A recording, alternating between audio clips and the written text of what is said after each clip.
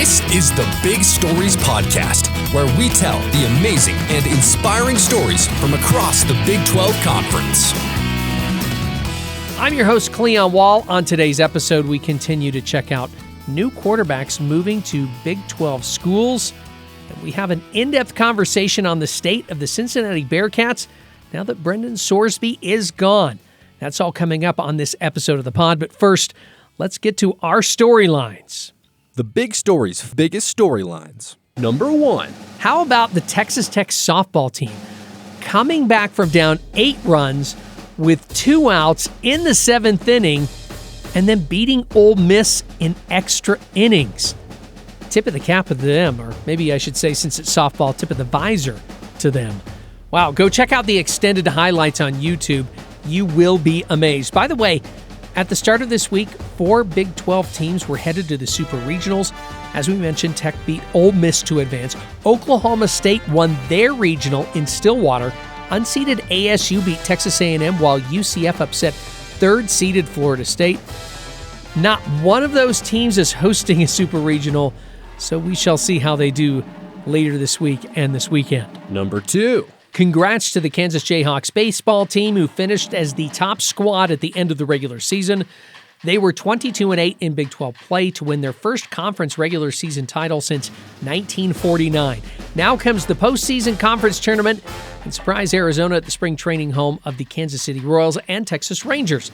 This is the first time the tournament has been held there, so it's a new setting for the conference's postseason. Number 3. The Red Raiders rolled to the men's and women's outdoor track and field titles. The men's squad was 26 points better than second-place Arizona and almost 50 points ahead of third-place Houston. The women's squad finished with 119.5 points, followed by BYU's 108 and Arizona's 79. Teams and individual athletes now get ready for the first round of the track and field championships, which don't start until next week. And that's going to do it for our big storylines.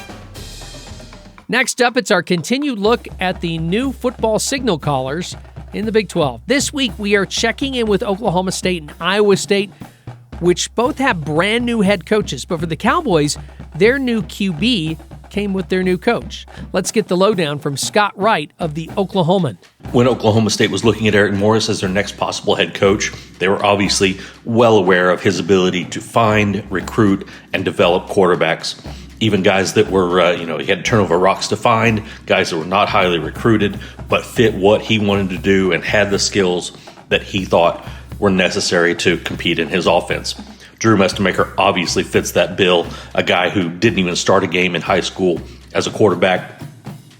But Eric Morris finds him. He and Sean Brophy, the quarterback's coach, are able to develop him into what he quickly became as a redshirt freshman last year, and getting him to Stillwater was imperative. It obviously felt like a little bit of a done deal from the start when Morris was hired at Oklahoma State that Mestemaker would follow him, but they had to make it happen.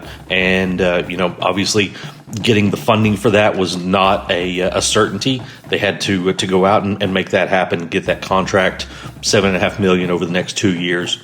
Was really important to get that piece in place. And now you look at what they've done with guys that they brought from North Texas like Wyatt Young at receiver, Caleb Hawkins at running back, some offensive linemen, guys that they brought in like Justin Bowick and Chris Barnes at receiver.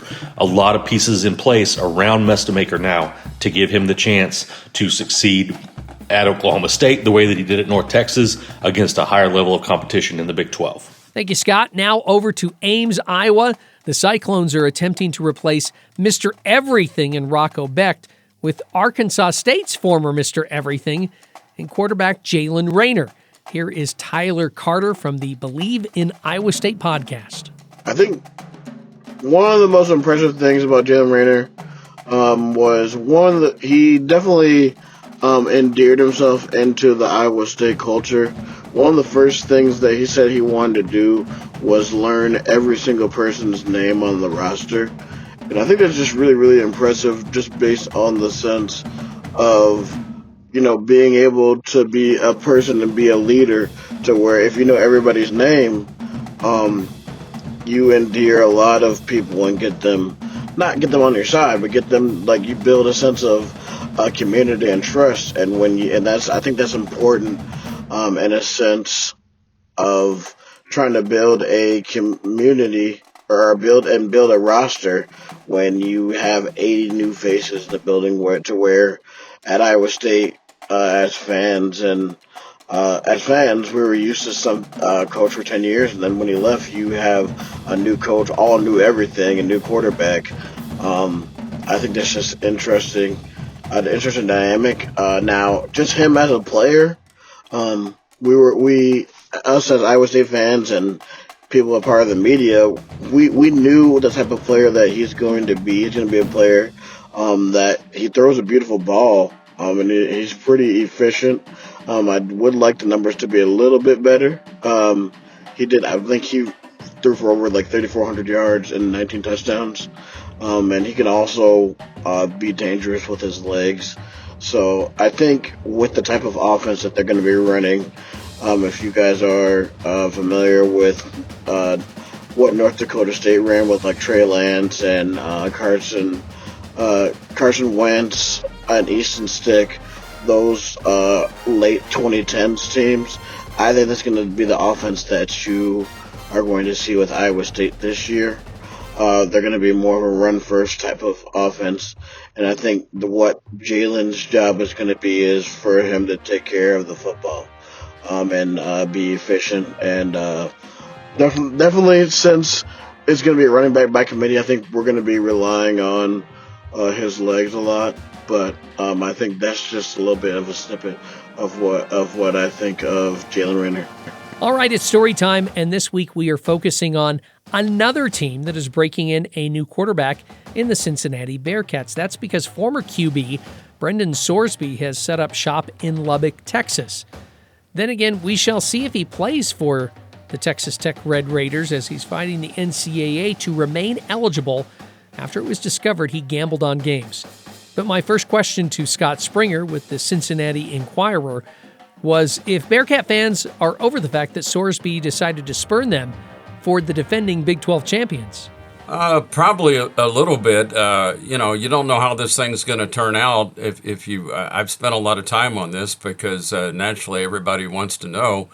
The allegations date back to Indiana, where he's the only football allegations that we're aware of at this time come from 2022 when he was a freshman at Indiana, played in one game, gambled in some of those allegedly, according to all the reports.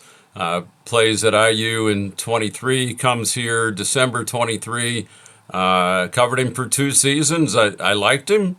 He was good. I don't know that he's $5 million good. I had no indication he was doing any gambling and all that. He was the type of kid, he always answered the bell. There was never a time where you couldn't talk to him because of a loss or any of that stuff, and normally gave you a straightforward answer. Did a good job overall. I'd say a great college quarterback. I'm not an NFL scout whatsoever. The only thing I'll say in a negative light, and again, I like the kid, but he won as many games in November at Cincinnati as you and I did, which is 0. So, and that was an issue with the team the last 2 seasons. If we put the transfer aside, Sorsby, as you mentioned, you mentioned that he didn't win a lot in November, but he was a good quarterback. And you said you're not an NFL evaluator. A lot of people have him ending up on an NFL team, at least during next year's draft. What does this offense now look without him? What's going to happen now that he's not there anymore?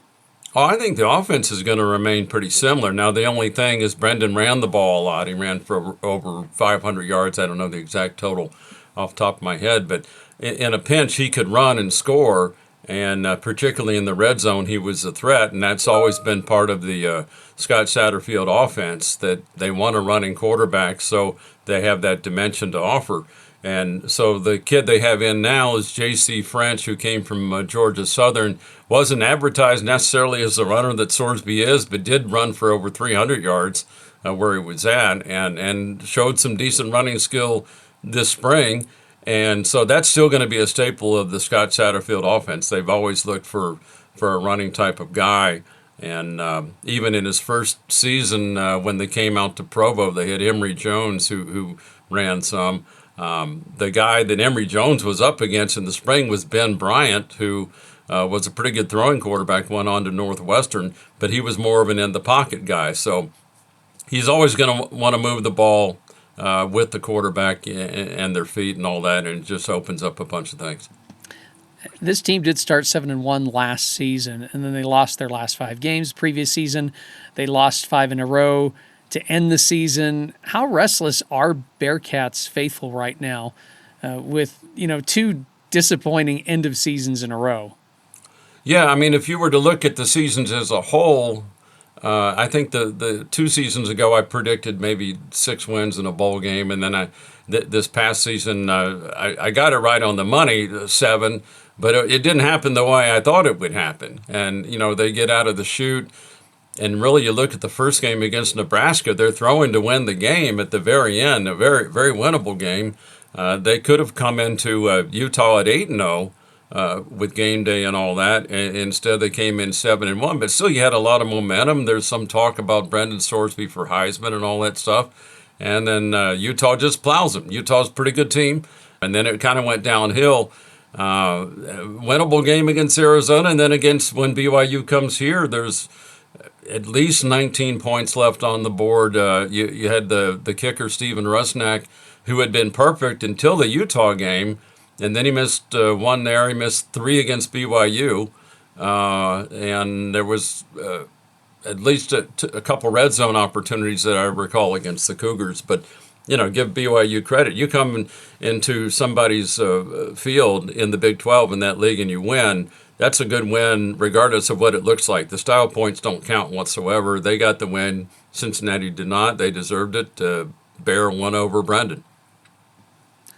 Last season was Coach Satterfield's first winning season at Cincinnati. His contract currently runs through the 2028 season. Now, in years gone by, some might say that he is on the hot seat, but athletic departments are probably willing to hold on to coaches a little bit longer just because of paying huge buyouts, and now you're having to pay the players too. So is Satterfield on the hot seat, or is the athletic department going to be patient and just kind of see what happens? I think he would probably have to have a minimum of what they did last year. Personally, I don't have any inside information, but I think they like the setup of the team, the general manager, the structure, some of the guys they've been able to get that were, kids that you'd never heard of. They got Jeff Caldwell, a wide receiver who came from FCS Lindenwood in Missouri, and he's on the Chiefs now, free agent deal. Cyrus Allen also on the Chiefs, 5th-round pick. He did come from Texas A&M, but before that he was Louisiana Tech. They've been able to discover some diamonds in the rough. Jake Golday, probably the biggest one, Central Arkansas linebacker, 2nd-round pick of the Vikings. So personnel-wise, they've done some good things. And if you look at the start of both of those seasons, if you can just build on the momentum and you go 5-2, 7-1, the disappointment is just at the end of the year not finishing. And, they just got rid of a basketball coach who, he was okay if you looked at his overall record, but they weren't making the NCAA tournament. So this is high-stakes stuff, like it or not, and I think the coaches know what they have to do. I think everyone likes Scott Satterfield. They've got good coaches. They've got some good players. But, we're in this mode now where you really don't know what you have in the spring like you used to. That's going to do it for this episode of the podcast. Thanks again to Scott Springer, Scott Wright, and Tyler Carter for joining the pod. Coming up on Thursday's episode, we will introduce you to former Baylor soccer player Caitlin Amos, who never really lived up to her soccer dreams because of a bad heart. Now she has a new heart and a new lease on life thanks to a string of miracles. So check out Caitlin's heartwarming tale on Thursday. Did you hear what I did there? Anyway, this episode was produced by Garrett Glauser. I'm your host, Cleon Wall. The Big Stories is a production of BYU Radio.